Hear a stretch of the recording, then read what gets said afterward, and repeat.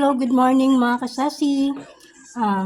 Almusal po tayo. Ayan po yung almusal namin. So, tapos na ako mga kasasi. Coffee na lang ako. Fried rice kami. Ayan, may egg.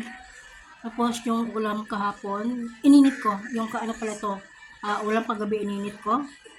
Tapos sunny side up ako egg. Fried rice.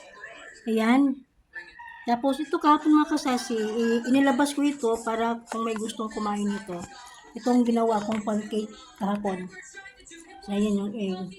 Ayan yung kasama ko yung pamangkin ko. There. Ayan.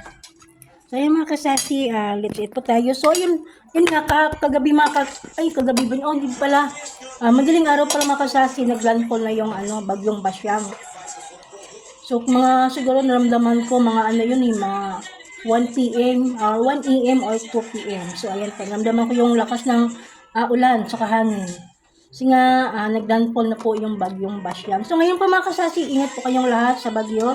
So, doon sa tabing dagat, umalis na po kayo. Po yung tayo na umapa po yung ilog, saka na kayo umalis. So, mas maganda yung, mas maga kayong lumikas. At doon sa, malapit sa baybayin, kapag feeling nyo naman na maabot kayo sa alon, so, ayan po, umalis na po tayo. Magbakwit na po tayo para mas ligtas ang ating mga mahal sa buhay at ang sarili natin. So, yung mga gamit mga kasasi, makikita lang yun.